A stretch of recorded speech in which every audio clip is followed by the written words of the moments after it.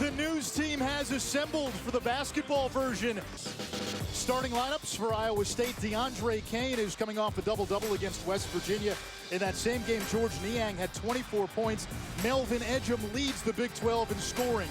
For Kansas State, it all starts with the freshman Marcus Foster. He averaged almost 21 points per game in February.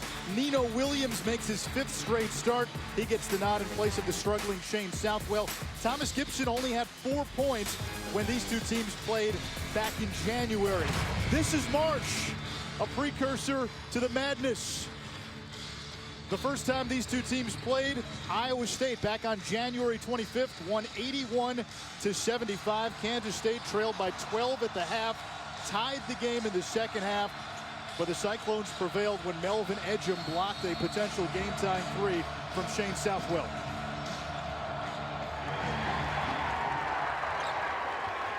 Will Spradlin controls the tip for Kansas State. The Wildcats 7-0 at home in conference play. They've done it on the defensive end of the court for the most part this season. There's Marcus Foster, and a freshman picking up where he left off in February with his first basket of the game. That's a little bit of issue for Iowa State early. DeAndre Kane out of the stance, and he's going to have a long night guarding Marcus Foster unless he gets up in his face. With DeAndre Kane and Monte Morris on the floor, Fred Hoiberg essentially has 2 point guards, and there's Morris, an air ball. Dustin Hogue there for the follow. Iowa State on the board. Cleanup guy, Dustin Hogue. Kansas State defensively do a lot of switching, while Iowa State look for them to double Thomas Gibson on the low box. A foul underneath on Wesley Owundu, the freshman. Owundu had the go-ahead field goal and had the 3-point play in the win Tuesday against Texas Tech. There's Fred Hoiberg, 84 wins in 4 seasons as Iowa State's head coach. With a win today, he would set the mark for most wins in a coach's first 4 years with the Cyclones. He's currently tied with Larry Eustachian.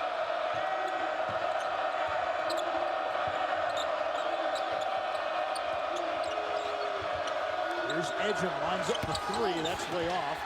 And the rebound tap to Gibson. Kansas State really has to communicate on defense. First 2 possessions, solid efforts. Foster from the corner. That won't go. And right now the clock is not moving. The officials have yet to notice. And now finally the clock is going, but for about 7 or 8 seconds there, the clock wasn't moving. Open 3 for Kane. And a count on Nino Williams. Iowa State's going to play free and loose, and that's Fred Hoiberg's style, and that's why his teams are so successful. Free and loose, but also chemistry, make the extra pass. Here's Owundu looking for help.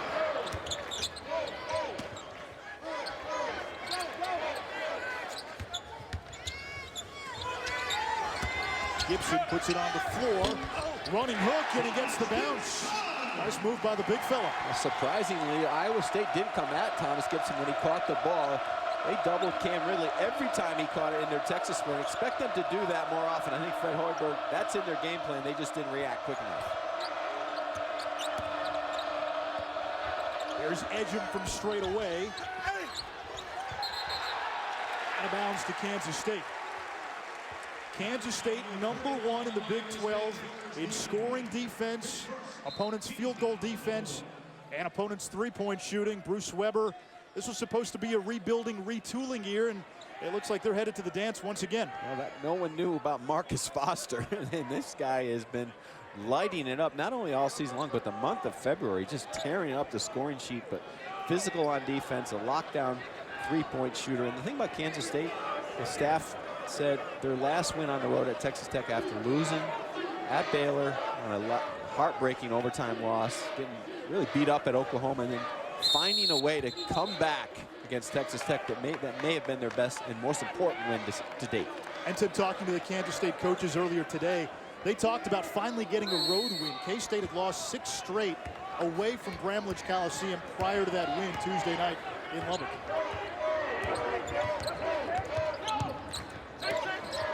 K-State a different team at home.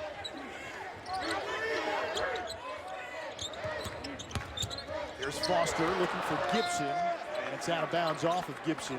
K-State turns it over. You know, and we say that, and most teams are much better at home, but they're drastically better when you look at their numbers and break them down, especially defensively. They really get after it, and they're fueled by this crowd. And they were good defensively down the stretch in their win against Texas Tech, and tonight they were getting after Iowa State early.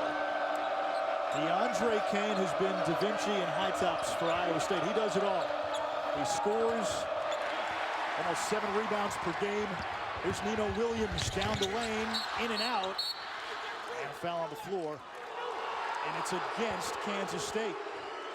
It's on Marcus Foster. Well, you don't usually see George Niang do this. He's another guy who is almost a 2-to-1 assist-to-turnover ratio. Big guy, 4 assists a game, and just an easy bunny here at the rack. And Foster didn't look like much there. Looked like he gave Ejim a little nudge from behind. Kane all the way, left it for Niang. It doesn't go. Ball's tipped around. Here's Hode. Ejim trying to fight through traffic. And a foul. Bruce Weber wants the nudge call. There's going to be a lot of nudges today. They're calling every nudge. We're going to be here. We're going to beat the snowstorm because we're going to be here till Sunday. Foul is on Will Spradling, and Melvin Ejim, the Big 12's leading scorer at the line, had a 48-point game last month against TCU. The most points ever scored in a Big 12 game. Marcus Foster is banged up on that play. Bruce Weber feisty early, as most coaches are, as the calendar flips to March. A little more edge on the sidelines. Nigel Janssen into the game for Marcus Foster. Janssen, a freshman from Ashburn, Virginia. K-State will run about 10 players in and out. Iowa State got a steady 7-man rotation.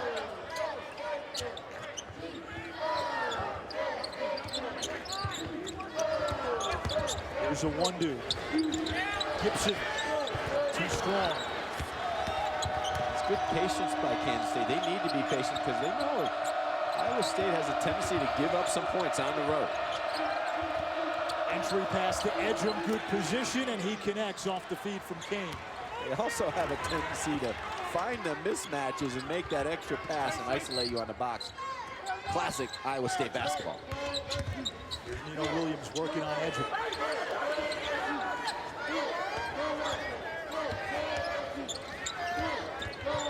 Johnson thought about the 3. Shot clock at 15. Open look for a 1-2. Here comes Ejim to lead the break. Ejim all the way, too strong. Monte Morris recovers and puts it in for 2. Bruce Weber wanted a foul down low. He should have got a foul. And Gerry Pollard's going to go over and have a little discussion. Bench warning. Okay. Here we go.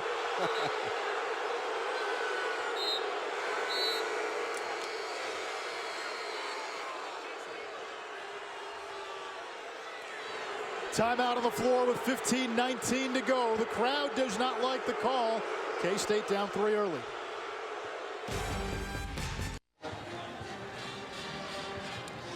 Alongside Tim Welsh, Shanice Schroff, a bit of a sloppy start for Kansas State. 2 of 7 from the field, 3 turnovers, and 3 team fouls already. Bruce Weber got the dreaded bench warning because he was upset. He thought Dustin Hogue pushed Wesley Iwundu under the basket here on this miss, and on the rebound, it looks like Iwundu has it and gets shoved right in the back. He loses balance.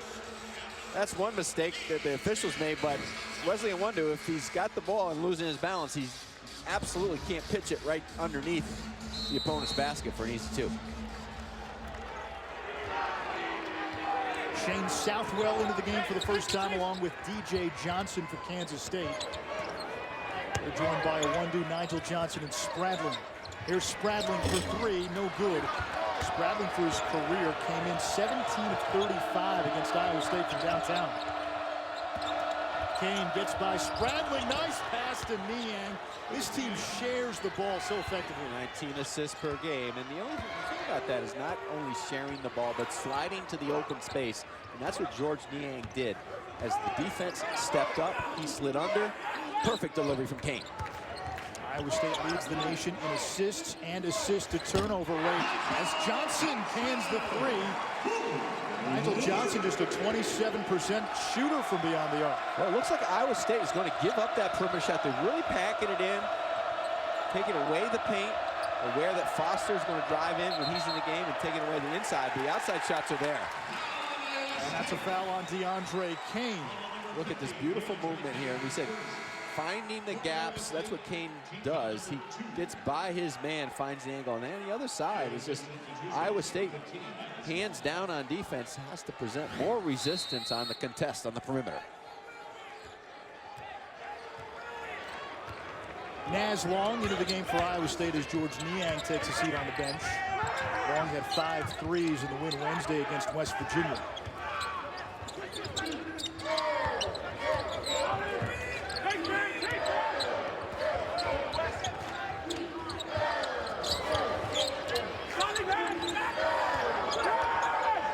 Shot clock to 10. Spradlin down the lane, doesn't get the bounce. Offensive rebound, Kansas State. Iowa State's doing a good job, though, communicating on defense. They went back to basics after they gave up over 100 at West Virginia, and it's paid off. Their defense has been more solid in the last couple weeks. Here's Southwell. And that's going to be an over the back. A turnover by Southwell. He's a guy, he's been injured, but he's also been struggling of late. K-State is hoping he can get going down the stretch. Well, Shane Southwell has got to make a better play there. You know, Bruce Weber wanted somebody to slide into that open area, and when K-State throws the ball into the box, there's going to be 2 and 3 Iowa State defenders, so the bigs have to make a good play with the pass. Kane to Ejim trying to work through the double team. Naz Long's got an open 3, in and out. There on the offensive glass was Ejim, and it comes to DJ Johnson. Good recovery by Iowa State. Transition. Southwell with a look, and that's a big sign for Kansas State. Shane Southwell knocking down the 3. Well, they need someone to stretch the defense, and Spradley's had some openings, and they're starting to knock down the shots. It doesn't fall for Kane. Long recovers. Johnson poked it away. And Iowa State turns it over. Well, Shane Southwell's only shot 28% from the 3 in Big 12 games, and he's so important. He came off the injury, missed 2 weeks of practice. Now, suddenly finding his rhythm the last couple of days. He's just got to get back because he's so important down the stretch moving forward for Kansas State, experience-wise and also as an offensive threat from the perimeter. In his last 6 games, Southwell has not scored more than 5 points in a game. In fact, the last time he scored more than 5 in a game, January 25th, against Iowa State.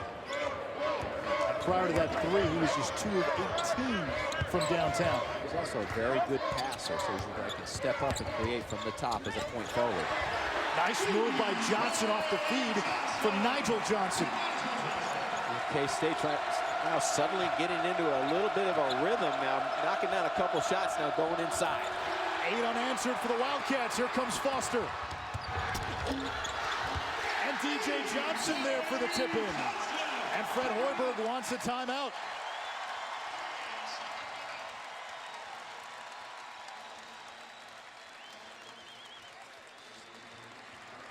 This is what K-State does in this building. They come with the energy first on defense, and they just kind of get physical, toughness, and then they attack into the paint, just making that extra pass. And nice job on the delivery from the top, but defensively, if you are loose with the ball against Kansas State, it is off to the races and a thrust to the goal line.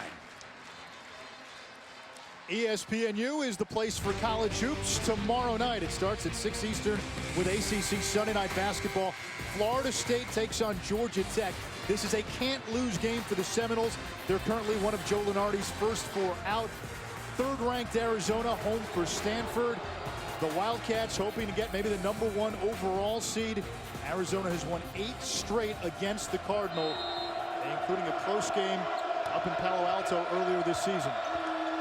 A good timeout by Fred Hoiberg, not only to shore up their defense, but offensively, they're a little out of rhythm the last couple possessions, a little tight. They need to space the floor a little bit more.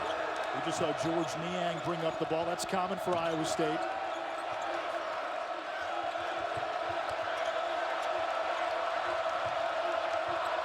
Niang, the lob, And Naslong could not connect. Niang, an outstanding passer for a big man.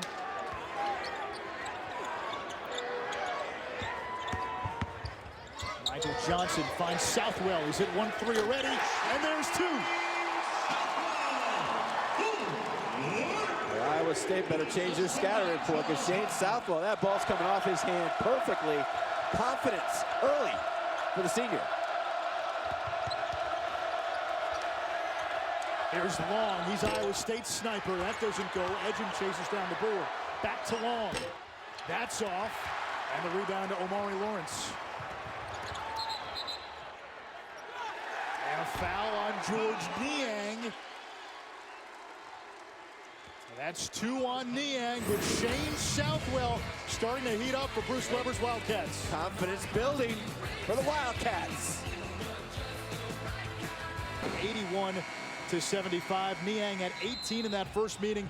He's had at least 17 in 10 of his last 11 games, but now to the bench with 2 fouls. You know, it's an interesting thing when you play these rematches, and that's why you love the Big 12. Everybody plays each other twice, and you always point back to the first game. And the Kansas State staff was pointing back to game 1, feeling like, listen, we played toe-to-toe with them in one of the toughest environments in the country, so we're confident coming into tonight. But Niang on the bench is a big piece of this early part of the game. I'm not sure what he did. He was just running down the right side of the floor. It was just bumped into a K-State player. It was away from the play. I think they could have let that one go.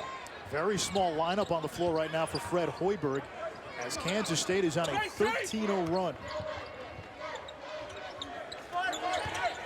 Johnson double, kicks it out to Southwell.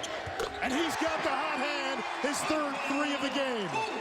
Well, that's a major problem from Iowa State. If you're going to double in on DJ Johnson, who's not a great offensive player, and leave Southwell wide open on the perimeter without rotating over, they've got some issues defensively. They've got to clean that up.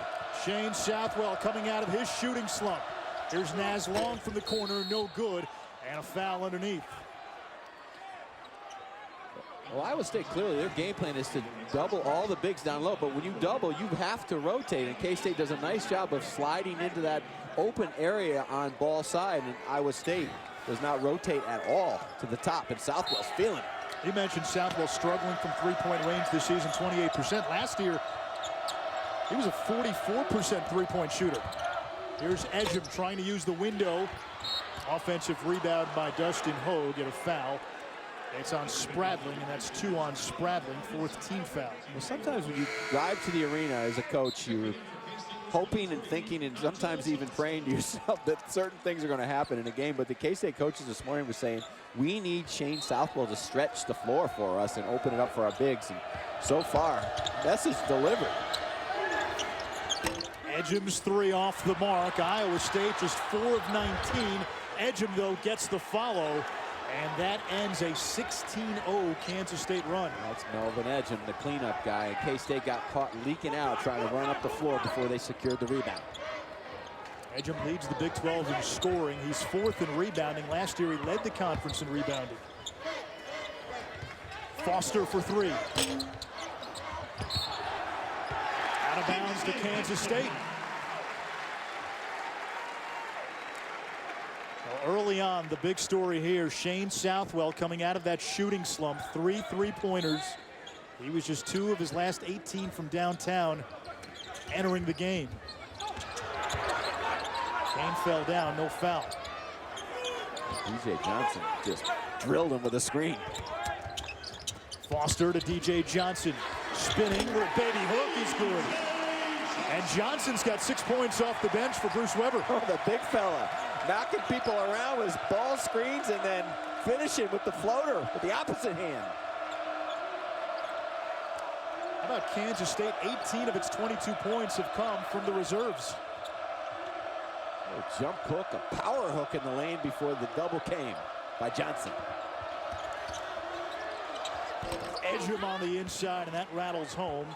Melvin Ejim has 7 to lead Iowa State. That's where Iowa State can frustrate you, and Kansas State didn't communicate. They do a lot of switching out there on the floor, so they have to understand that Iowa State will invert their players and look for mismatches. Southwell wanted that when he was open for 3. Nigel Johnson didn't see him.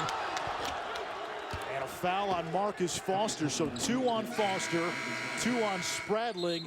That's K-State's starting backcourt. Now that's a unfortunate foul for Marcus Foster. That's a young foul right there. When you have one, you cannot be poking with the ball down on the other end of the floor. You get it. Kind of an immature foul, but Melvin Ejim is anything but that. He just is a cleanup guy. K-State has to stay home on the glass.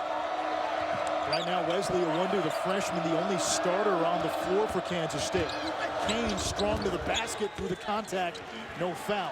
That's one of Fred Hoiberg's specialties. Open up the floor, get a mismatch, an isolation, and away we go with talent.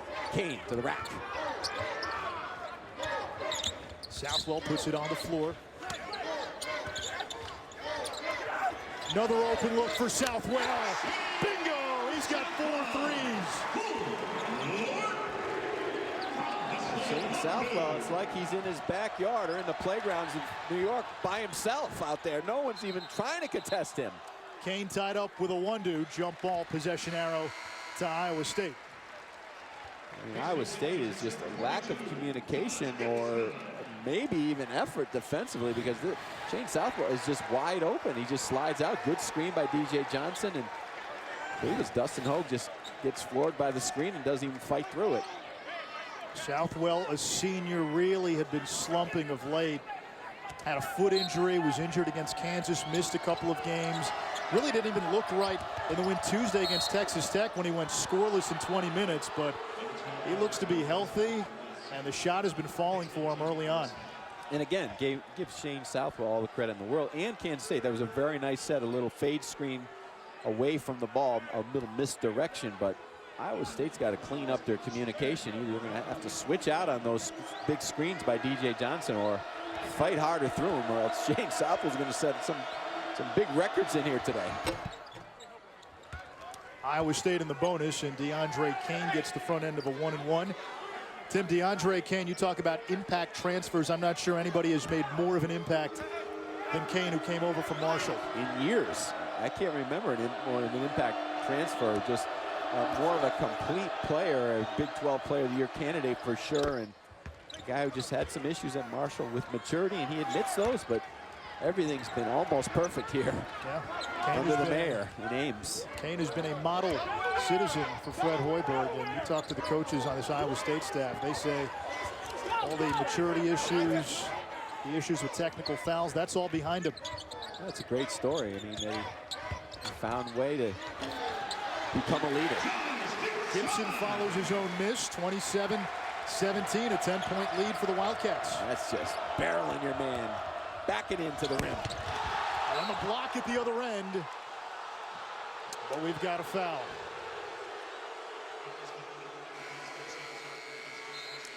Foul on Kansas State. Shane Southwell has been hot, so have the Wildcats. 11 of 22 from the field. DeAndre Kane looking to stem some of the tide, but it's been all Southwell.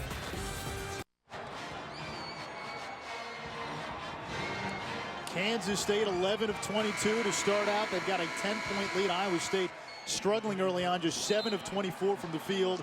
There's DeAndre Kane, the transfer from Marshall. Fred Hoiberg has had great success in his 4-year tenure with the Cyclones in finding transfers. Sometimes those guys may have checkered past like Kane did, but they seem to always fit, and they seem to always be model citizens when they play for Fred Hoiberg. You look at, Royce White comes to mind. It's an honor and a privilege to play for a guy who's going to let you play. And I think, he just doesn't roll these guys in and say, okay, you're going to play for me and we're going to run some plays for you and away we go like the NBA. Well, he calls them in, and, when that door shuts before they get to Ames, he reads them the rules of the program and said, if you're going to come here, this is your last chance. So the respect level that is there amongst college basketball players for that guy on the sideline, he's a heck of a guy to play for. He's straightened out with some guys over the past that have had some issues. You saw the list, pretty impressive. Will Clyburn, Chris Babb.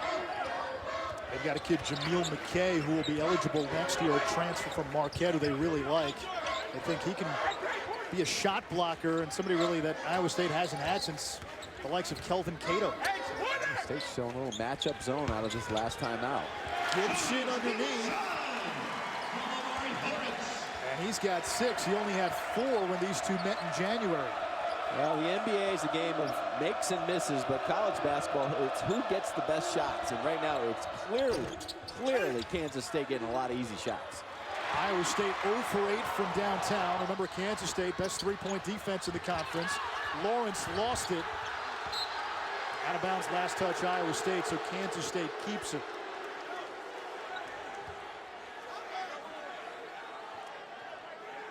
Shots have not been falling for the Cyclones early on. Meanwhile, Kansas State have contested a lot of looks defensively, and offensively, they've been clicking. Giving a lot of help on the post, and there's good pressure on the perimeter. Rare offense from Javon Thomas. Javon Thomas is not a shooter at all, and they pressed up on him on the perimeter. He just blew by his man. Niang blocked at the rim by Owundu. Here's Southwell, 4 threes, 12 points already. Almost a travel. Gibson on Niang, who's got 2 fouls. That's kicked out to Kane. Nice dribble by Kane. And he's in for 2. He is lightning quick in the open court. Well, that's where Kansas State has to do a better job of rotating back defensively, and that's Javon Thomas. A little inexperienced at the point, not understanding you've got to have defensive balance for transition. K-State starting backcourt of Marcus Foster and Will Spradling, both on the bench, both with 2 fouls. And a timeout by Bruce Weber.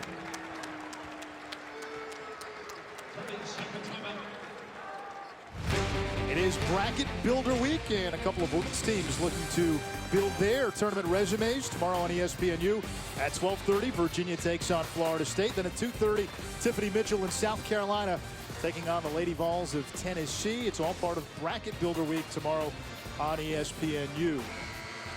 UConn and Notre Dame appear to be on a collision course.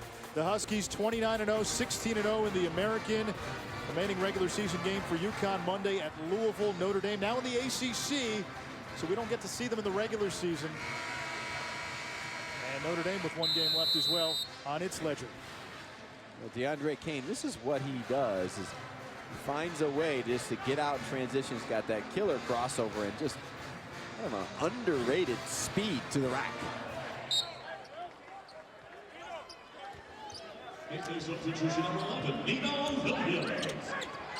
Nino Williams back into the game for Kansas State.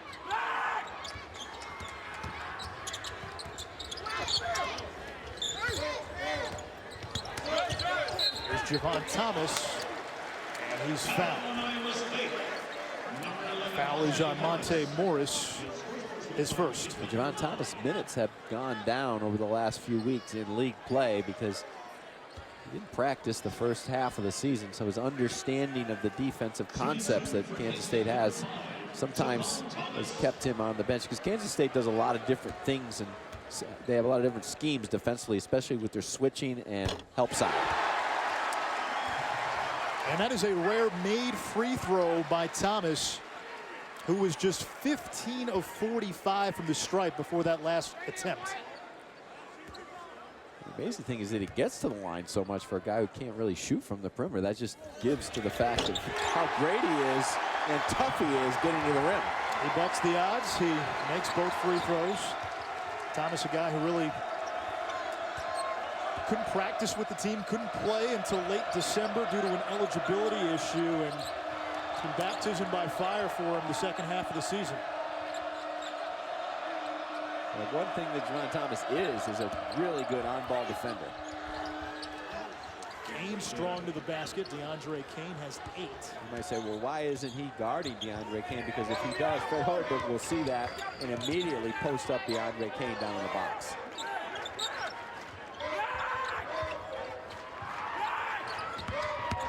Thomas again. This time he turns it over. Here's Monte Morris leading the break. Morris leaves it for Kane. And a foul on Owundu.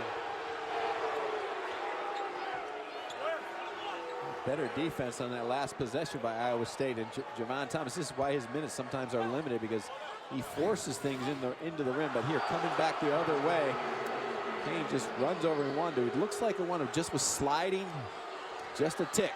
But as we all know, that's the hardest call in basketball. as we've been discussing all week from the Duke-Syracuse game last week. We've been talking about that. Well, it's gained a little traction. We tend to look in the past a lot instead of just moving forward, but that's what we do. That's what makes it fun. That was some great theater last week. Shooting foul, so Kane will shoot 2. The great thing about DeAndre Kane, from what we've seen all season long, is that he plays with so much confidence. I don't think he even looks at the scoreboard. He just plays. He just plays basketball. He doesn't get down if their team is down, and that's why Iowa State, you cannot let up against them because they have that ability. If they go put 85 on you, it's going to be hard for Kansas State to win this game, but right now Kansas State is doing it with their D.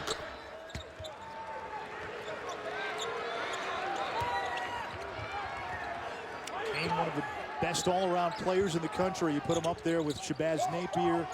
Certainly Juwan Staten has been outstanding in that regard for West Virginia.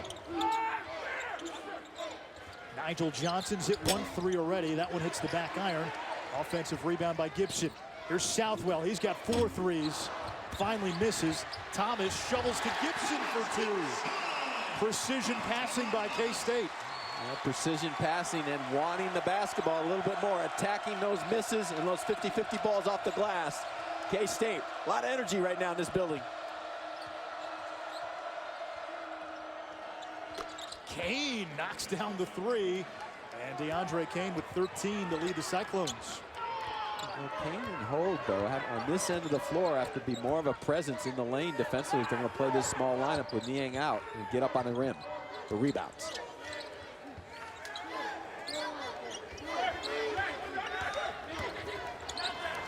Jumper from Thomas. That's not his shot. Another offensive rebound by Kansas State. Johnson bumped on the way up by Dustin Hogue. So Nigel Johnson to the line for Kansas State. Iowa State hanging around, down by 7. Charlottesville, guy. All right, Matt, that Oklahoma win against Texas means Iowa State right now in sole possession of second place in the Big 12. That can change depending on the outcome of this game. And right now the Cyclones, Tim Welsh, struggling from the field, just 10 of 29 and only 3 assists. We've seen Iowa State, which leads the nation in assist-to-turnover ratio, one of the best in field goals to assist ratio. In the games where they sometimes get in trouble and the shots aren't falling, they also stop moving the ball. They stop moving the ball and they stop moving the men, and it's a 50-50 deal here. Part of it is Iowa State getting a little stuck, the ball getting stuck on one side of the floor, and then players not moving on the weak side to kind of move the defense. But listen, playing against this Kansas State team in this building, they come out and they take away what you do best. And some of the switching that K-State has done has got Iowa State out of rhythm on offense. First free throw good for Nigel Johnson. Bench play has been big so far here in this first half for Kansas State. Johnson's got 4 points off the bench. DJ Johnson's got 6. Shane Southwell with a dozen.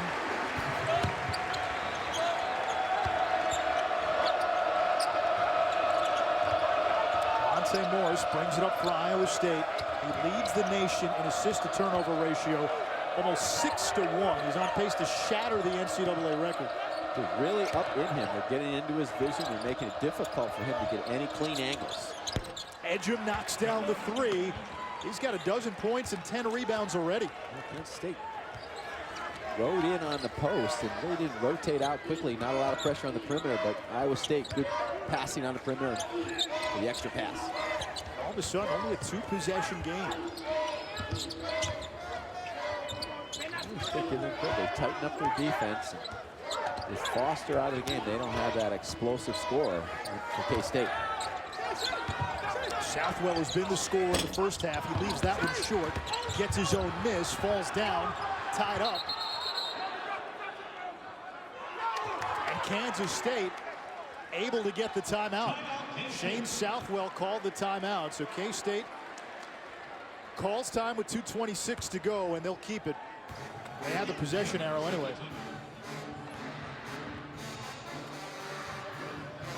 Well, Iowa State leads the country, as we said, Anish, in assists, and this is why. They do a great job of spacing the floor, better job moving the defense a little bit, but also just reversing the ball, changing sides of the floor. And here you see, as K-State digs in here, they're going to come here, here, and here quickly on the perimeter before K-State can rotate back out. That extra pass before the pressure is on the perimeter and a slow contest. That assist was by Monte Morris. Wednesday in the win against West Virginia, Morris had 12 assists and no turnovers. In Big 12 play, Morris has an assist-to-turnover rate of better than 8-to-1. Tim, 2-to-1 is very good for a point guard. 8-to-1 is absurd. It's off the charts. I mean, we've talked about Tyler Ennis from Syracuse all season long and the level he's played at, but Monte Morris, this is just ridiculous. But like Secretariat at the Belmont.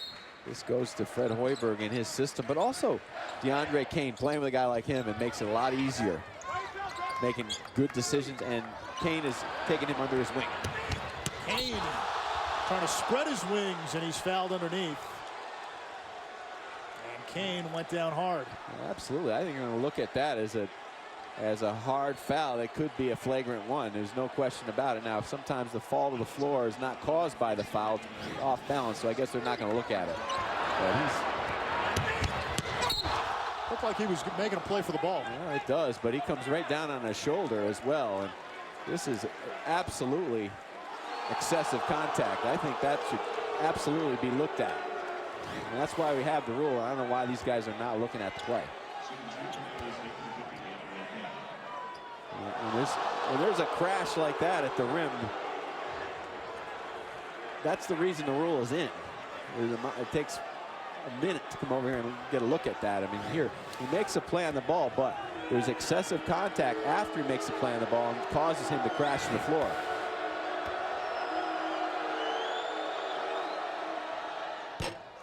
First free throw no good for Kane, only a 63% free throw shooter. Got no problem with them not calling that a flagrant one, but I do have a problem not looking at it. I want to hear what they have to think. At least look at it, make sure. It doesn't cost anything to come over and look at it, that's for sure. Come over and take a look and then play on. Make sure you get it right, which is allowed within the rules. Kane's had a nice first half, 14 points, 4 of 7 from the field. Iowa State, despite shooting 37%, only down by 5. Kansas State has played much of this first half without Marcus Foster, who's got 2 fouls. This Thomas got tangled up in traffic. That's Thomas getting a little wild, a little out of control, and that's kind of been his MO. He's an energy guy, but sometimes doesn't know when to go, when to slow on offense.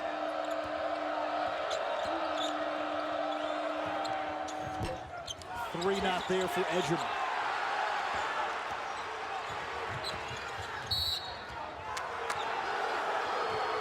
And foul on DJ Janssen as DeAndre Kane went sliding to the floor. That's a veteran play by DeAndre Kane. He saw DJ Janssen just barreling down the middle of the floor. He was trying to rim run and trying to post up, and he just runs over Kane as he's trying to get up post up position in the middle of the lane. And that's when it's nice to have that veteran player who can buy that call and sell it. Hogue, Ejim, Morris, Kane, and Matt Thomas in the game for Iowa State. There is Thomas. And the 3 not there. Thomas had 4 threes in a win against K-State back in January. Iowa State's done a really good job in the last few possessions. Guarding Shane Southwell on the perimeter, checking to him, understanding there's no Marcus Foster as another scorer. Southwell's pass intended for Gibson, but a foul called on Ejim.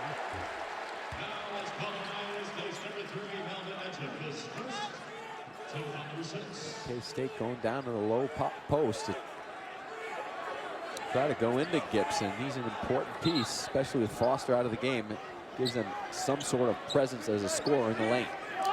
Only the 16th foul on Iowa State, so Kansas State will be in the bonus on the next Cyclone foul. Errant pass by Thomas. Johnson will retrieve, not a backcourt violation. This team's got a mano-a-mano without Foster and Niang in the game with foul trouble, just kind of trying to hold serve until halftime. 3 not there for Nigel Johnson. Kane wrestling for the rebound. And here's Morris. The lob to Ejim and the big finish. And it's a 3-point game. The Cyclones have cut this Kansas State lead all the way down to just 3. That points to Fred Hoiberg. He never stops them in practice. He lets them play, and they know how to attack and transition. Morris got his hand on it and knocks it out of bounds. Letting your team play free and easy is what Fred Hoiberg does, and this is a team that knows how to attack in transition. Here, Melvin Ejim, the key point of that is that he got caught a little bit on the same side of the ball with Monte Morris, and then he cleared out, found an angle at the rim.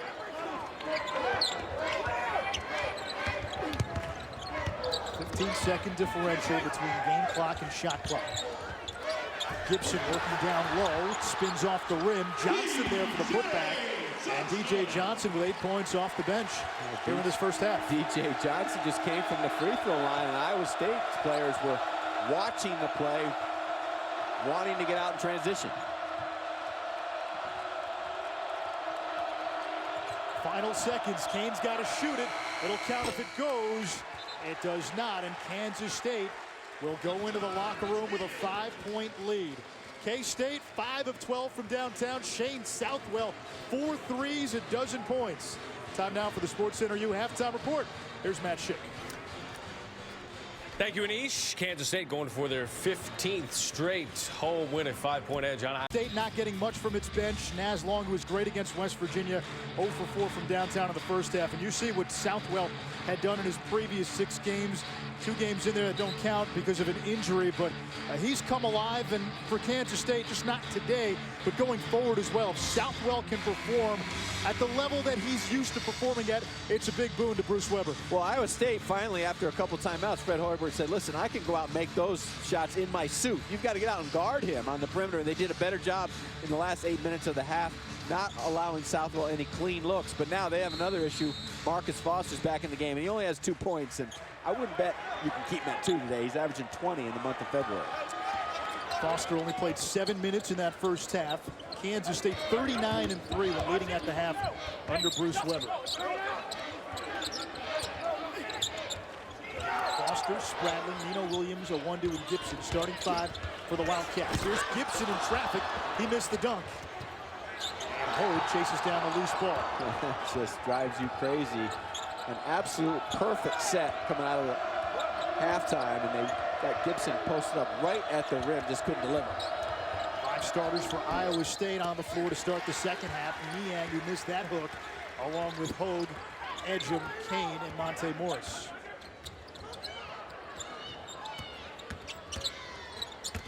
Foster's pass hits Niang. He scoops it up.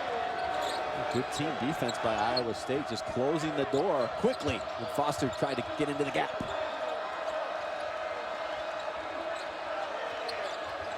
Niang, the lob down low for Ejim, feeds Morris, and the freshman from Flint, Michigan is fouled. Here he's a big Jackie Moon fan. Well, that's Iowa State's game, and he should get into a high-low game where Niang has a kind of a point forward at the top who can knock down shots, but also a very good delivery man. Kansas State closed on Ejim quickly, but Morris read the defense and slashed to the rack. You know, we touched on Morris in the first half. And Tim, what's amazing about his great assist-to-turnover ratio and the way he can be the maestro of this offense, he's only a freshman. We're going to have to give DeAndre Kane all the credit in the world as well, because he said, listen, we're going to play together. You're going to back me up a little bit, but this is going to be your team after this year. And he's helped him along and really increased his confidence while they played together on the floor.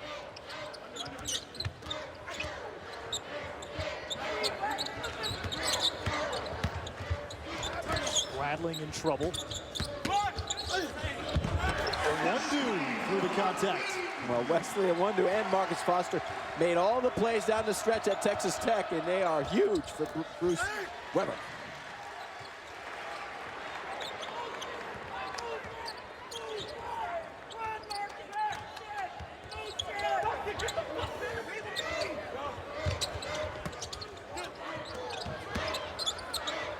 Owundu short arms it, the rebound to Ejim. That's his 11th board of the game. State trying to go inside early and often here in the second half. Here's Niang, great pass. Big man to big man, Niang to Ejim. Well, the big fella with the delivery and averaging 4 assists a game, and here is why. The little spin move, a little point guard action from the big guy from Massachusetts. You know, our colleague in the studio, Adrian Branch, plays in those, let's call them adult league pickup games. George Niang could fit right in. You'd never know. He's got that old man game about him. Well, he was bragging. Not that AB's an old guy. He was bragging earlier today that he does have 1 dunk, so he was pretty proud of that. But it's not about dunking. It's about precision and skill, and he has that.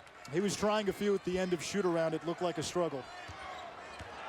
That's why he wasn't recruited. Everybody wants to recruit the guys that play over the rim, and he wasn't offered by all the elites. But Fred Hoiberg saw something in him, and it's been a bonus for the Cyclones. 2-point game. Gibson doubled. Niang knocked it away. Here comes Kane. 4 on 3. Kane to Ejim, intercepted by Spradling. Kansas State with numbers the other way. Johnson to Wundu, and the tip in there by Nino Williams. DeAndre Kane just went a little bit too deep on that fast break attempt. That's not his norm. Usually he makes a play, makes the right decision, but that time Kansas State took advantage. By the way, that foul a few moments ago was on Marcus Foster, so he's got 3. Ejim hits the 3, and Iowa State is within 1.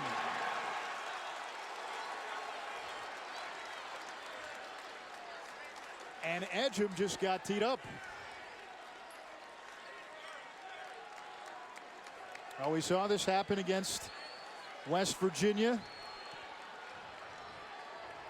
Well, Gerry Pollard was standing right there, so he didn't make up the call. And he clearly saw Melvin Ejim. A little taunting going on here after he knocks down a shot, and Iowa State getting into a rhythm, and this just takes all the momentum.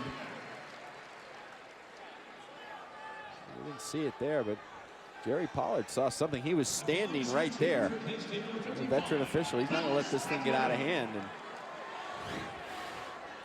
a lot of frustration on the Iowa State bench. And Melvin Ejim is a great player. Academic All-American. He thought Nino Williams he said something there. Yeah, it looked like he said something to Nino Williams. You just saw his head. He couldn't really see what he said. Well, listen. We saw this against West Virginia, though. You know, senior kind of lost his cool, went to the bench, and coincidentally, that was when Iowa State made the run. I think Nino Williams might have given him a little slap in the face inadvertently, and Melvin Ejim didn't like it, so he said, I'll stick this 3 in your face and give you a couple words. Maybe he was speaking French. Who knows? He's from Canada, but I don't know. You know, as an official. Did that warrant a technical? No, I don't think so. And Gerry Pollard, listen, he's an excellent official, one of the top guys in the country. So maybe he just wants to keep control of this game. But I would say in that situation, blow your whistle and just clean it up and play on without the technical. Here's Southwell, 12 points in the first half. Left it short as he tried to go over Ejim, gets his own rebound. Nigel Johnson gets the layup.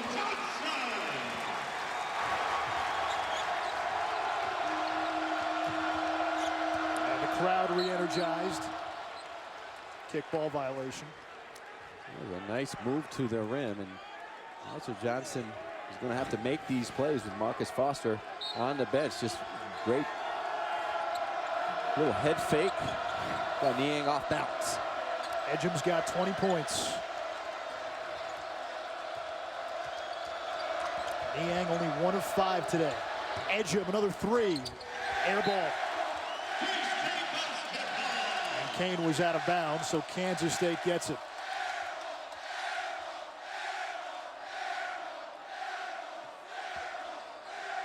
But this won't affect Melvin Ejim, even though he threw up an air ball there. I mean, he is just a quality player, one of the top 2 or 3 in this conference for sure, and an All-American. He led the league in rebounding last year, leading the league in scoring this year.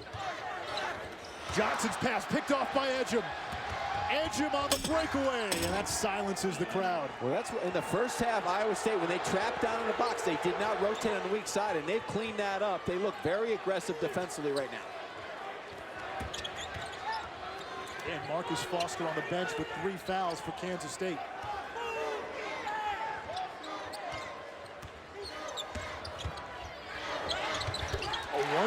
Nice move, and Kansas State's lead back up to 5. Yeah, just an improving freshman. The last 3 weeks, been able to make big plays in traffic. He had a 3-point play that put Kansas State ahead in the final minute against Texas Tech earlier this week. Now Wonder got his hand on that. It comes to Spradling.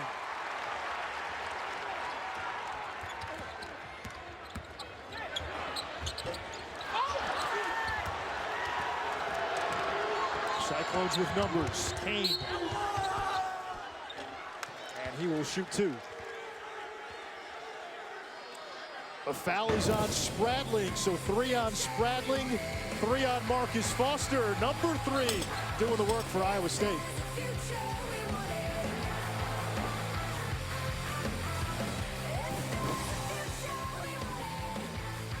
Team was all but forgotten at 1-4 in ACC play. They have not lost in conference since. Right now, Roy Williams has his team playing as well as anybody in the nation. Well, he's a master at finding the buttons, the correct buttons and what to push. And just when you think that you're going to bury North Carolina, old Roy finds a way, and Marcus Page certainly has been the biggest reason. For Iowa State, it's been the tandem of Ejim and Kane so far. 36 points, 14 rebounds between the two. The rest of the team just 8 points, 8 rebounds. George Niang is part of that big 3, but he only played 9 minutes in the first half due to foul trouble, and Niang just 1 of 5, 2 points thus far. Well, Fred Hoiberg's got to be very pleased because I think their defense has tightened up, and they went through a period of the first half where just presented no resistance in the lane or at the rim for Kansas State, or on the perimeter as well, with Shane Southwell just standing out there with his feet set, knocking in threes. But they've tightened things up, and offensively, they're also getting into a better rhythm. They're moving the ball and they're moving the pieces around. That's why Kane and Ejim have been so effective. Kane gets 1 out of 2. Iowa State began the year 14-0. That was the best start in school history. Then lost 4 of 5. Fred Hoiberg pointed to some defensive struggles. He pointed to a tough schedule.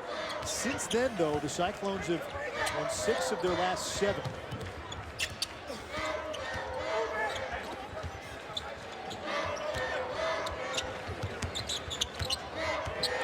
Today, Iowa State would be in sole possession of 2nd place in the Big 12. Here's Southwell. Shot clock running down. That hit the rim. It'll reset the shot clock, but it comes to Iowa State. Morris to Naz Long. He was without a field goal in the first half. Niang for 3. And Iowa State has pulled to within 1. That's where Iowa State's at its best. In transition, spacing the floor, running to the corners, and then the trailer comes down. The big fella knocks down the 3. A 1-2 gobbled up, and DJ Janssen is fouled.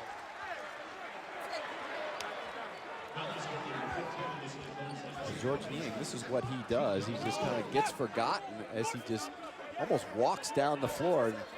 Very difficult closeout for a big man. DJ Johnson has to understand you want to protect the lane, but you must know where Niang is coming down as the trailer. And he's a tough guard because you rush out on him, and he has that ability to put the ball on the floor and create for others. Such a good passer, 4 assists per game. Johnson had 8 points off the bench in the first half. Kansas State 32 bench points, none for Iowa State. The Wildcats do have a much deeper bench. We told you they go about 10 deep, Iowa State about 7. Bruce Weber, I think I'd give Marcus Foster a look here. He's only got 3. This game's getting tight. You don't want him to sit too long and get cold on the bench. You just get a feel, get him out there, and he's got to learn how to play with 3 fouls. And not commit. See, in the first half, he committed his 2nd foul 90 feet from the basket. Now he's paying for it. Ejim kicks it to the corner. Here's Long. Shot has not been there for him today. Niang, the offensive board, and he is fouled. That's what George Niang does. He's not a great athlete, but he's knows how to position himself on the weak side. He's got big-time hands and a feel around the rim. Foul is on Southwell, his 2nd. Tim, when you look at Fred Hoiberg's personnel, Niang, Kane, Ejim, so many guys that are matchup nightmares. Ejim can play inside and out, so can Niang. so can Kane. That is the perfect recipe for a coach who's known to exploit mismatches better than almost anybody. Well, they're almost impossible to scout and prepare for because he will take what you do worst and just attack it. And that's, so you can put up all the plays in the world that they run, but he may come in with 10 new plays just to exploit the mismatches and what he feels he can do that night against you. Ejim to the bench for a breather. He's got 22 in this game.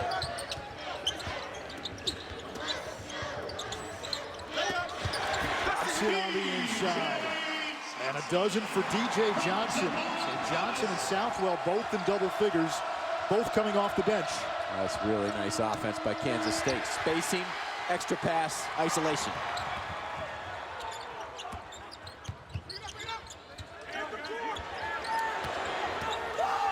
Thomas is not going to take it from there. Johnson will. And the freshman Matt Thomas pulls down the board. Kane tried to go behind the back, nearly lost it. Long again, and he's still without a field goal. Kane is there for the putback, and it's back to a one-possession game.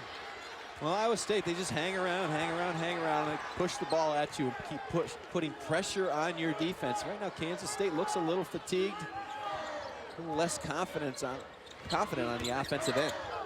Right now, outside of Southwell, no real outside threat for Kansas State.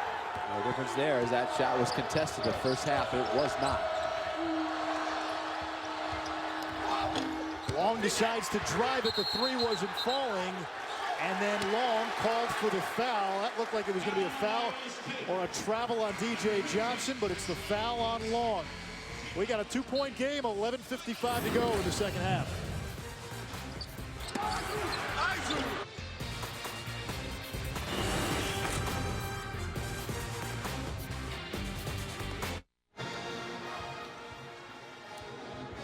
Two-point game here at the Octagon of Doom, 11:55 to go in the second half.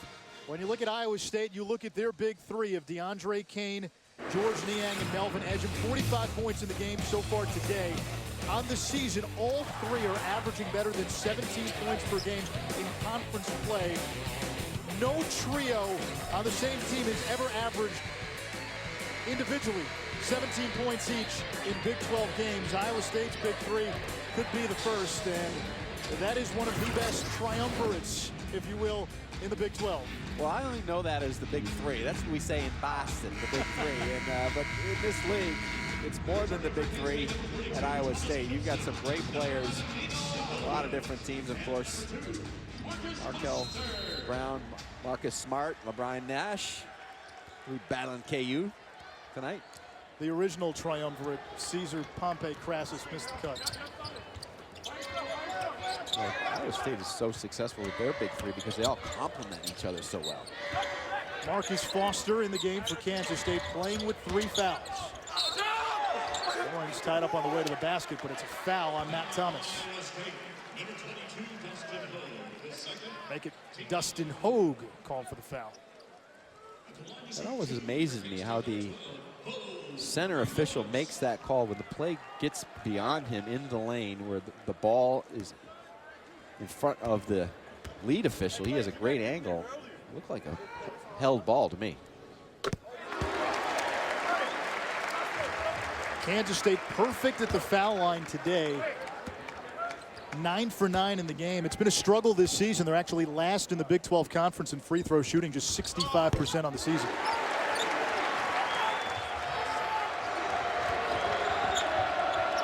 Bruce Weber continues to hold Marcus Foster out. He has this lead, and he's going to hold his chips. There's Foster. No, excuse me, he's back in the game against Niang. He snuck him in on that timeout, and to Fred Hoiberg's credit, he went right at him on the box. There you go, exploiting the mismatch. Fred Hoiberg saw it, I didn't, but that's what he will do. Foster contested shot off the side of the rim, and Dustin Hogue, second leading rebounder in the conference, pulls it down. Ejim down the lane, and Ejim draws the foul, so he'll go to the line with a chance to tie the game. The foul is on Nino Williams, his third.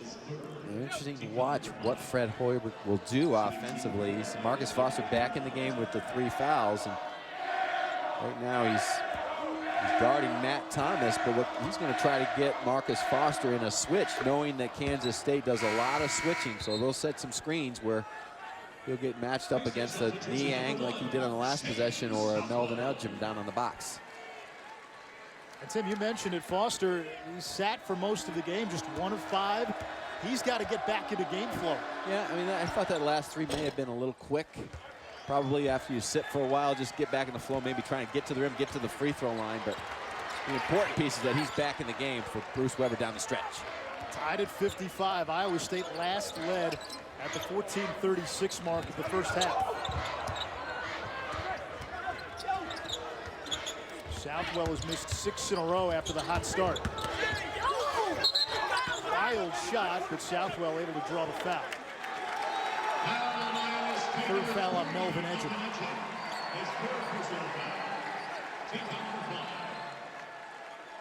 That's where that technical foul will add up.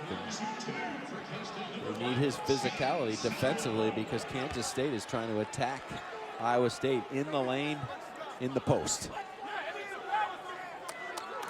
Southwell was well above 10 points per game for most of the season. His recent 6-game slide has really hurt his points per game average. In his last 6 games, he was averaging only about 3.5 points per, but 12 today early in the first half, found the shooting stroke. And Tim, as you and I alluded to earlier, if he can be just a 10, 11-point guy for Kansas State the rest of the way, that's a big bonus. Well, the thing about him is so important that he's going to get confidence as a complete player, because he's a good passer as well, and a veteran guy. He's been through the wars out here. The other piece of the Kansas State in the first half was DJ Janssen. Just gave Bruce Weber great minutes in the low post. 38 of Kansas State's 56 points have come from the Wildcat bench.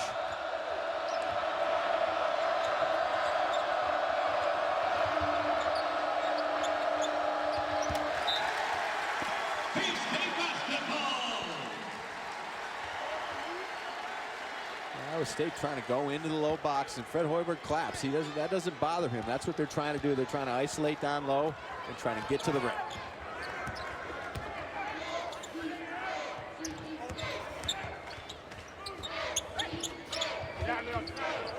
Thomas plays off Thomas. Matt and Javon. Gibson's got Ejim on him. They need to go into him. Southwell lost the handle. Here's Lawrence. Way off. Came the other way, blocked by Gibson. Well, Kansas State has to identify on the offensive end some of their mismatches, and they got caught on a switch, and coming back the other way, Kane just finds a way to get to the rim, but a good block. What we were saying is that Thomas Gibson got caught with Melvin Ejim on his back on a switch down in the low box, and they did not look into him. They've got to look in and see if they can get Ejim his 4th foul. Instead, Amari Lawrence, who's at 4 for 20 on the season from the 3-point line, jacks up a ill-advised 3. Iowa State for the lead. There it is, Melvin Ejim. And the Big 12's leading scorer has 27. Well, as Purdue found out the other night against Michigan, some of the easiest place to attack sometimes where your defense falls asleep is the opposite corner. And that's what Iowa State did. First lead for Iowa State since early in the first half, and now K-State ties it up on the Gibson dunk. Both these teams are cranking it up on offense right now, going to the rim.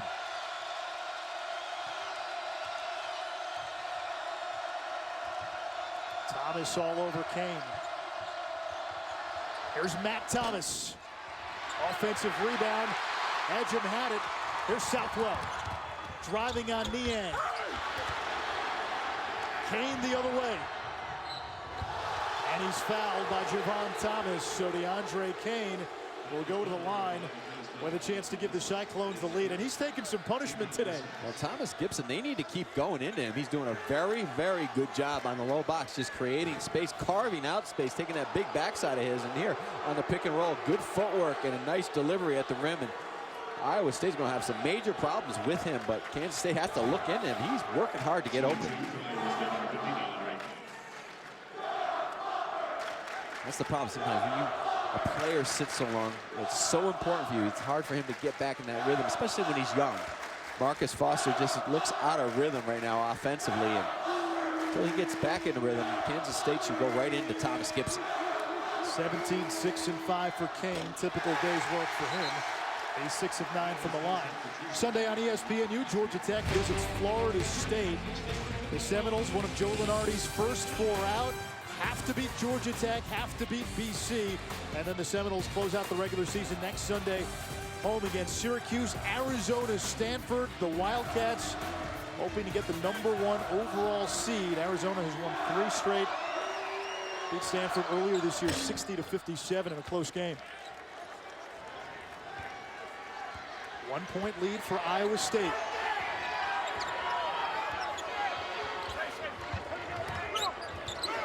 Going right into Gibson with Ejim on him, but just Iowa State ball. Keith Kimble looking for some help. Gets it from Gerry Pollard. Teamwork from officials. well, Marcus Foster, all he has to do is take one dribble down to the baseline to create a better angle, and he's got Thomas Gibson all day long backed up against Melvin Ejim, who's not going to try to present any resistance with 3 fouls. Foster, who was great in February, first game here in March, just 1 of 5. Hold from the corner, no good. And the rebound to Southwell. Here's Foster, the top freshman in the country, strong to the bucket, and he's fouled underneath. So Foster to the line to shoot 2, and sometimes this can get a star player going. Well, that's where he's at his best, in transition. He's so good. He's got great body control. And Iowa State's taking away his 3-point shot today. Fred Hoiberg spoke this morning. He said, I really like his stroke. And when Fred Hoiberg says he likes someone's stroke, then you put it in the Bible and shut it, because he had one of the best strokes ever in college basketball when he played at Iowa State. Nicknamed the mayor, got a few write-in votes during that '93 Ames mayoral election. And that's how the legend grew. Foster has crafted his own legend here as a freshman for Kansas State. Gets both free throws, and the Wildcats back up by 1.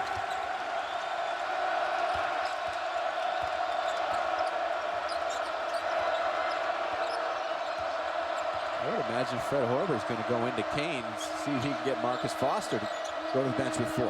Kane over Foster for the lead. That's what happens sometimes when you have that 3, you're as aggressive as you want to be. Kane saw Foster back up, and he delivered. Kane and Foster like an Orson Welles movie. There's Foster Kane though. No Charles on the floor. 4 fouls on Marcus Foster. Make that Melvin Ejim with his 4th foul. Iowa State with a 2-point lead. Things getting interesting at the Octagon of Doom.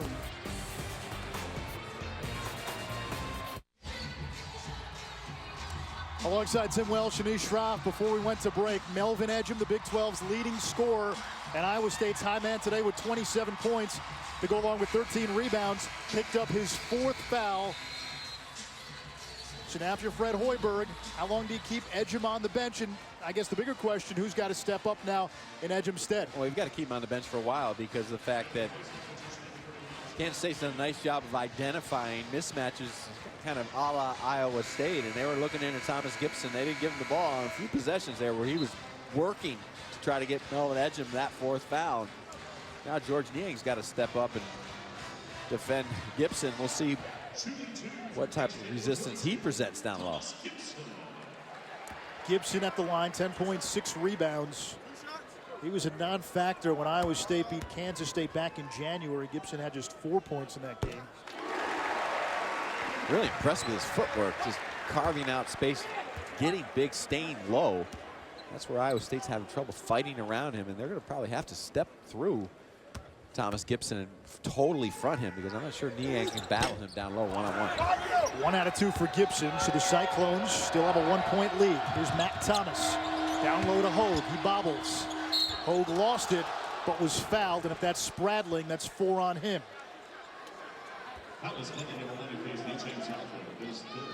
Foul instead goes on Southwell, so 3 on Southwell 3 on Foster. Spradling has 3, and Nino Williams with 3 fouls as well for K-State. Well, you've got to get a feel of how the game's being officiated, and right now the physicality of the paint is not being allowed. So both coaches, I'm saying, let's get that ball going to the rim, because you're going to get call. You're going to get a call and get to the line. Hogue is 65% free throw shooter. JUCO transfer, played his high school ball at Lincoln High in New York. Same high school that produced Stephon Marbury, Lance Stevenson, and Sebastian Telfair. K-State can retake the lead here.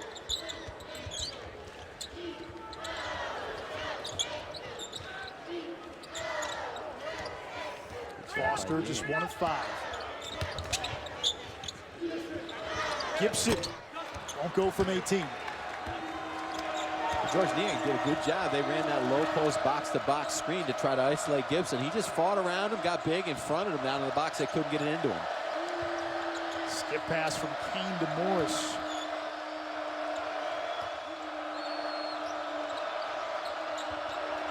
Shot clock at 15. And posting up Southwell to the left hand. And a foul on Gibson, who wrapped his arms around Dustin Hogue. And that's just the first on Gibson. Hogue did it.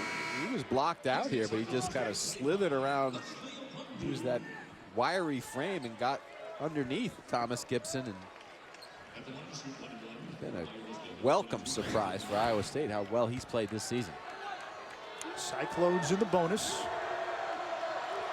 Very rarely do you see a junior college player step into a big-time league and a big-time program and a big-time team and contribute like Dustin Hogue has this season. Hogue has now missed 3 straight free throws.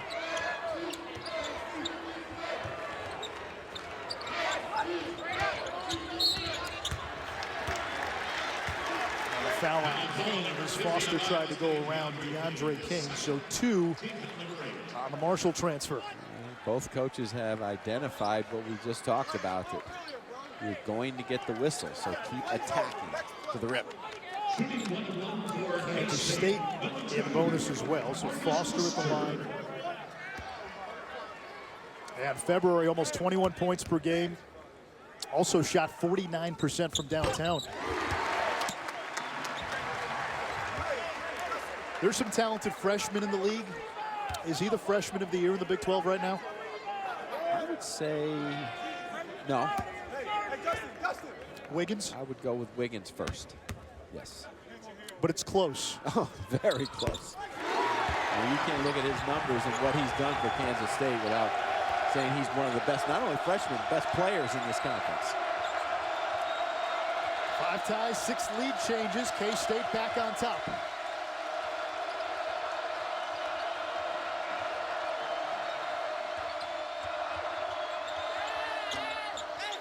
Fred Hoiberg wanted a foul, no foul. Iowa State will keep it. Marcus Foster's got to be careful. He came over and tried to get that quick steal from behind.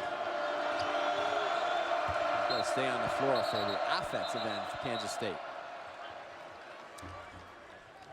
Timeout, Fred Hoiberg. Iowa State down by 2. Kansas State looking to make it 15 straight at home. Wiggins, and then we started to find out about Embiid, but you even look at Isaiah Taylor down at Texas, and some freshmen have emerged that kind of were under the radar, so to speak, that have brought this conference to where it is today.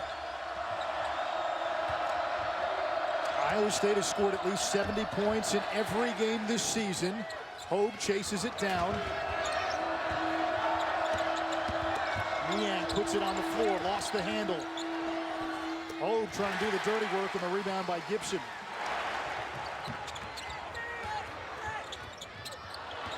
Southwell 0 for 7 after hitting 4 threes to start the game. He's done a better job of finding him, just not letting him stand outside and get his feet set. Ball pressure. Go back inside to Gibson again. Shot clock under 10.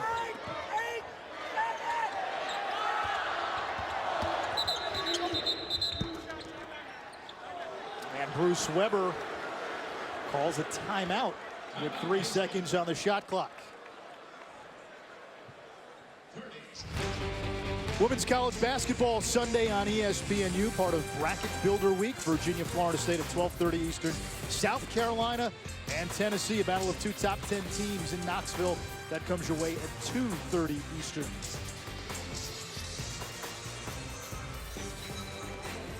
(63-62), Kansas State up by 1, as we alluded to just a few moments ago. 70 in a lot of ways, the magic number. Iowa State, the highest scoring team in the conference, has scored at least 70 in every game this season. Kansas State, they hold opponents to under 70 points. When they don't, they're in trouble. Just 2-6 when teams get 70 or more. Iowa State went back to basics defensively after the debacle in Morgantown, where they gave up over 100. And shell defense, the contests, the closeouts, one-on-one, all that stuff you do in the early part of the season. They tighten things up. And today they came out of the gates. They weren't presenting any resistance either, but they've done a nice job since the middle part of the first half. Southwell beats the shot clock and over the backboard. Well, that's 2 timeouts that Kansas State really has burned for no reason. Earlier in the first half, they had possession. They had the possession arrow, and they had already used it or lose it timeout. So they burned one there. Now they burn one there with in that possession with 3 seconds to go on the shot clock. So let's see if that comes back to haunt them at the end of this game. Niang works on Gibson, over Gibson.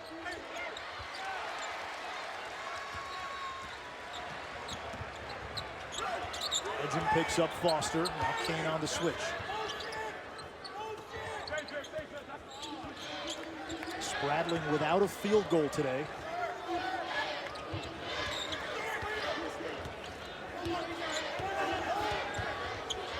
State not getting much movement in the last couple of possessions offensively. Again, the shot clock under 10, now to 5. Spradling hits the runner. Spradling's been very quiet today, but a lot of confidence at the end of the clock. Put the ball in the senior's hands.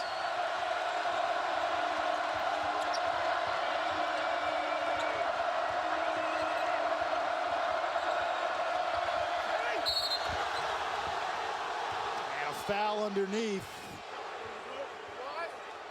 and that is on Marcus Foster, so 4 on Foster. DeAndre Kane just kind of lulls you to sleep, and he makes that killer crossover. Paul Janssen pointed to the restricted area as the reason he called that a block, and we'll get a look at it here. And clearly he's outside of the restricted area, so I don't know how he could ever point into that area. That's what the crowd booing. I'm not sure if Kane stepped on Foster. Oh, he stepped on his face. Oh, yeah, he did. Okay. So Bruce Weber wants him to look at that after. Let's see if this is what they term this. Oh.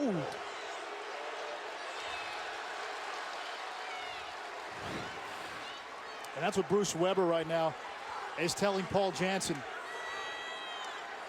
And they're going to look at this. And you saw that pretty clearly. Kane stepped on Foster's face at the tail end of the play. Well, the old reliable video operator here at Kansas State made sure they showed that replay, and the fans caught Bruce Weber's attention.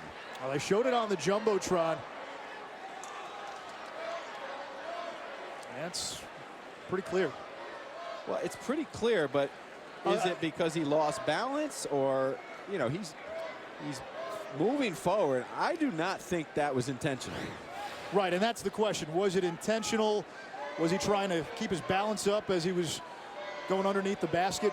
You know, when we look at flagrant fouls, clearly they don't have to be intentional, but this goes beyond it. This would be in a technical foul type situation. And you see the tail end. Kane realizes right away, right, and tries to help Foster up.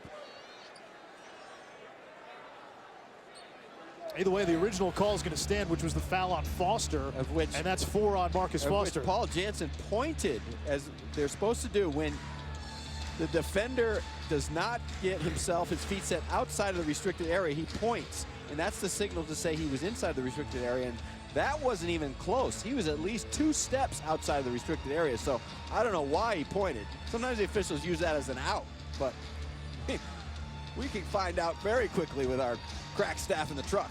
I'll tell you what, with the stepping incident too, from the one angle where you just see his feet, it looks worse than when you see the whole play. We're going to look It's at bad it either again. way. You step on a guy's face, but you know, when you just see the shoe, it's worse than when you actually see the whole play from this angle. And you know, from here, it doesn't look like there was intent. Kane tries to help. Let's up Foster. rewind. First of all, I think this is a charge, flat charge. So now the officials have, this is a very difficult call here because you're trying to determine, you know, what the level of intent was on this play.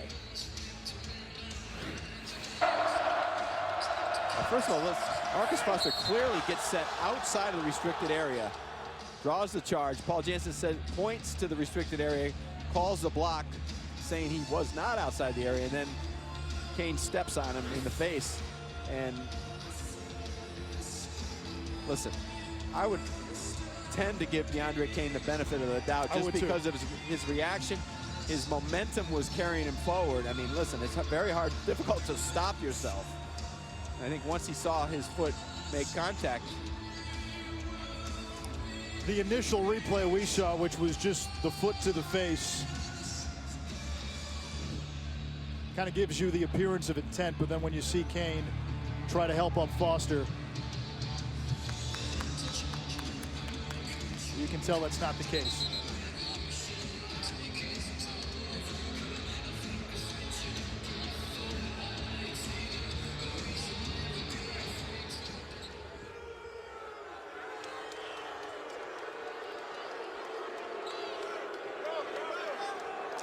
So Kane to the line on the personal foul on Foster, his fourth. And Tim, Gerry Pollard just came over to clear it up for you. What did he tell you? He basically said what we said. He said we didn't think there was enough intent for a flagrant 1 or a flagrant 2 to call anything. But clearly, officials determined that DeAndre Kane just lost his balance and inadvertently his foot made contact with Marcus Foster's face. Certainly a play you need to look at, and a good job by the crew doing your due diligence.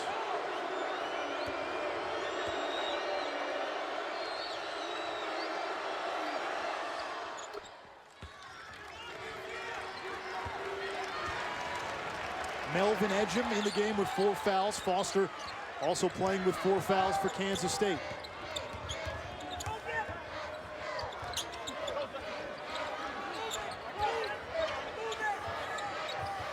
Here's Foster. That's good. Well, don't wake up the sleeping giant. And maybe he got woken up with that little size 10 in the face, because he came down looking for that ball and set his feet, knocked it in. Niang tries to answer Ejim there, and then Hogue with the putback, but hang on a second, a foul on the floor. Marcus Foster, quiet all day long, got knocked down on one end, knocked it in at the other.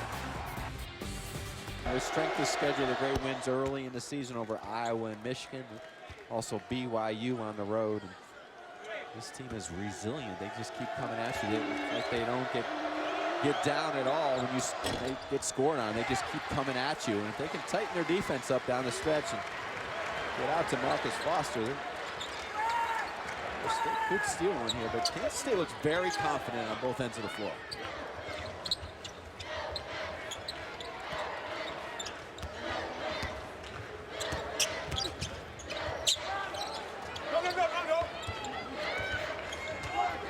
Shot clock at 10. Owundu spraddling for 3. And a rebound to Hogue. Owundu had Southwell with the extra pass. Instead, he went back ball side, and Spradling was contested.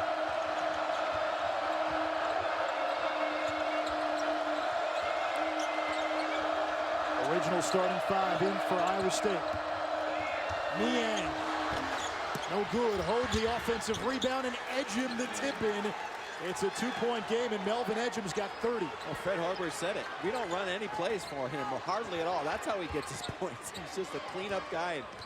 And you don't block him out or forget about Melvin Ejim, it's easy. 30 points, 15 rebounds for Ejim. Owundu trying to work around Hogue. And a foul on Iowa State. George Niang tried to make something out of nothing, and Kansas State closed them out, and Dustin Hogue kept at it. And Marcus Foster was watching on the weak side, and Melvin Ejim delivered. Timeout Kansas State. 1 left for the Wildcats with 2:27 to go. We showed you Iowa State's resume, K-State's resume. Joe Lunardi has them at around a 9 seed. BPI at 45, schedule strength at 50. What really hurts Kansas State, those 2 losses in November to Northern Colorado and Charlotte. Well, Thomas Gibson was not playing in those games. He was out with an injury, and that's big. And I'm sure that will be presented to the committee. And it seems like many moons ago, clearly they're a much better team now than they were even back when they beat Gonzaga and George Washington. Confident, gone on the road now and played well. But in this building, they are difficult to play against. But Iowa State is doing something most teams don't do. They're trending towards 70 points in this building against K-State. Iowa State has scored at least 70 in every game this season. Kansas State just 2-6 when allowing 70 or more points. K-State in the bonus. They like to go into Gibson. They'll isolate Foster and Gibson on one side of the floor.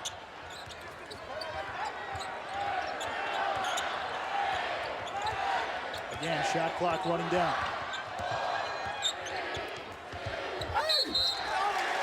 And Gibson fouled underneath with a shot clock at 1.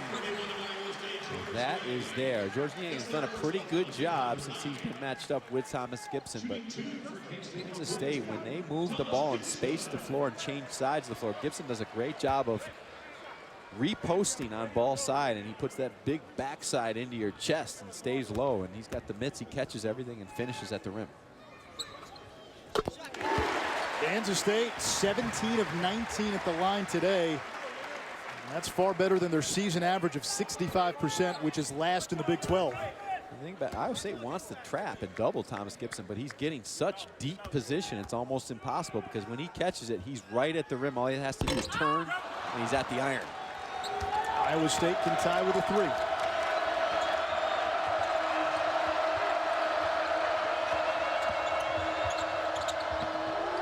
Morris for the tie.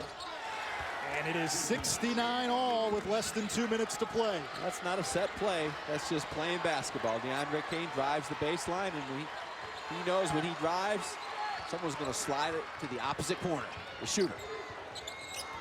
Great matchup here. Kane on Foster. Spradling with a good look. And that's good.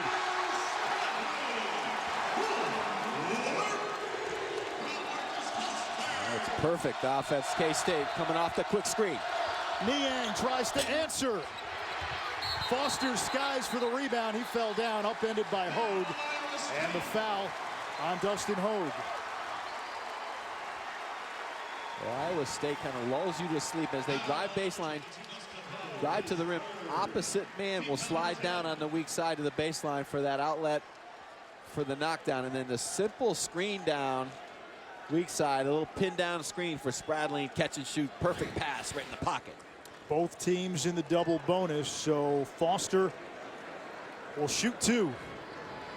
A freshman from Wichita Falls, Texas. Number 2, Marcus Foster.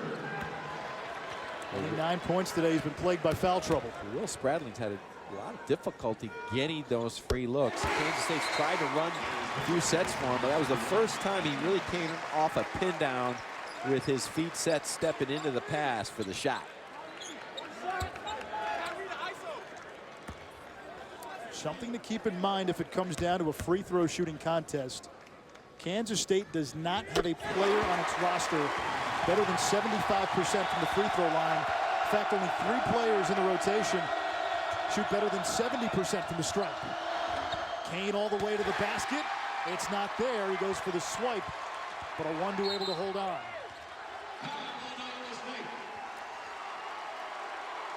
Well, Iowa State inexplicably fouling there. Fred Hoiberg very upset. He wanted his team to play out that possession defensively. Instead, the giveaway. Third foul on Kane. Wesley Iwundu at the line.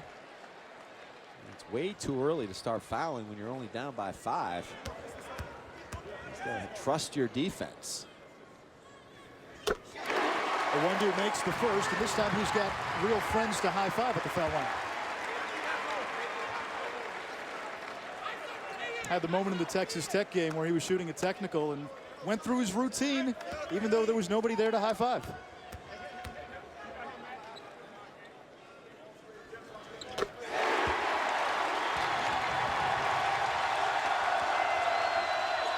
A 7-0 run by K-State.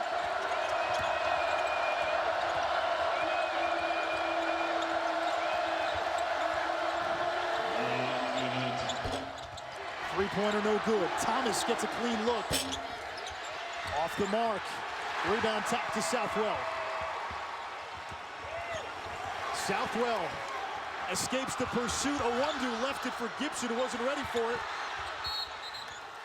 And a foul underneath. It's on Thomas Gibson. Bruce Weber. He loosens that jacket just a little bit. You'll see that heart just pounding because he's very upset with the shenanigans on that transition play.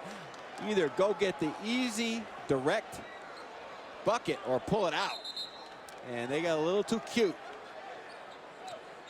And they're paying for it now. Kansas State 43 seconds away from its 10th Big 12 win of the season. It would be the Wildcats' 15th straight win at Bramlage Coliseum, their longest win streak in this building.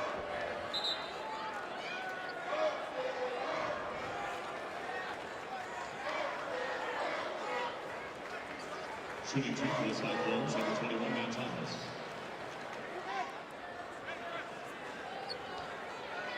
This is a resume-building win for Kansas State if the Wildcats can hold on. An extremely tough out at the Octagon of Doom. As Thomas hits the free throw. On the road, it's been a different story. K-State just 2 road wins in conference games, one at TCU and the other at Texas Tech Tuesday night. Kansas State, if they don't run out of here with this win, they can point to that last possession where they had a 3-on-1 and they got a little too fancy and gave Iowa State 2 free bonus free throws. He really didn't deserve it, but that was caused by Kansas State's bad play. Iowa State's going to show a little pressure here. Probably they're played out till the ball comes over half court and then look to foul. Foster trapped. Nino Williams gets it. He's got Owundu on the breakout. Oh! And one as Owundu is fouled by Niang.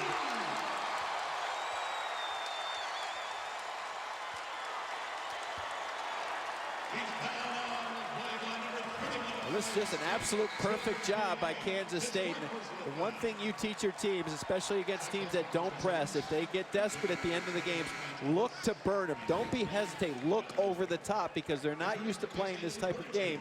Iowa State does very rarely will press only when down late in the game. And that time they didn't rotate. Everybody came up in the backcourt and K-State threw over the top. 10 points, 5 rebounds for Owundu. He was the closer Tuesday night in that road win against Texas Tech. And now it's an 8-point game as we come up on 30 seconds to play. Kane to Ejim, who lost it out of bounds.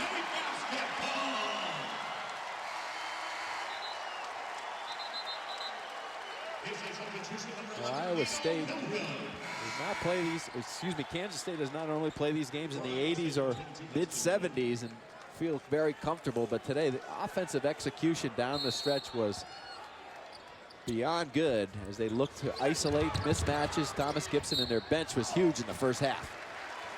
Nino Williams is fouled. That's one of the guys, if you're Kansas State, you want shooting free throws, 73% from the line. He is their top free throw shooter. That's a great sign for Kansas State moving forward. I mean, this is, the way your game travels well, you go on the road, whether it's a road game that they have coming up on Monday night against Oklahoma State, or the Big 12 tournament, is they've got the defense down, but offensively, you got to have numerous options. You can't rely on a guy like Marcus Foster to get 22 every night. You got to have some help out there. And tonight they got help from Southwell. And DJ Janssen was huge in the first half. And this was what they did in the end of the game at Texas Tech. No wonder it was big. Kane over Foster. That was from Xanadu. Spradling skies the rebound.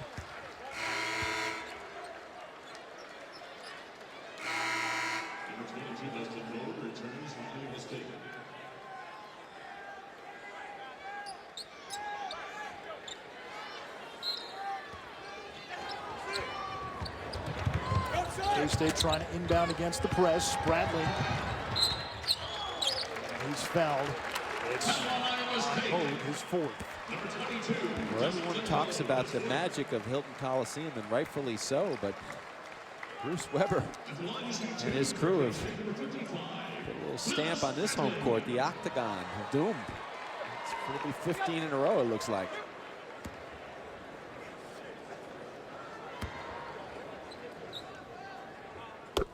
This would be just Kansas State's third win of the season when allowing more than 70 points per game. But if you look at Iowa State's peripherals, less than 34% from the field, 26% from beyond the arc, and a lot of that plays into K-State's strength. #1 in the Big 12 in opponents' field goal percentage and opponents' three-point percentage. They were physical, and they really took Niang out of his game tonight. They'll give Kane the layup to make it a 7-point game. Fred Hoiberg will extend the game with a timeout with 9.4 seconds to go.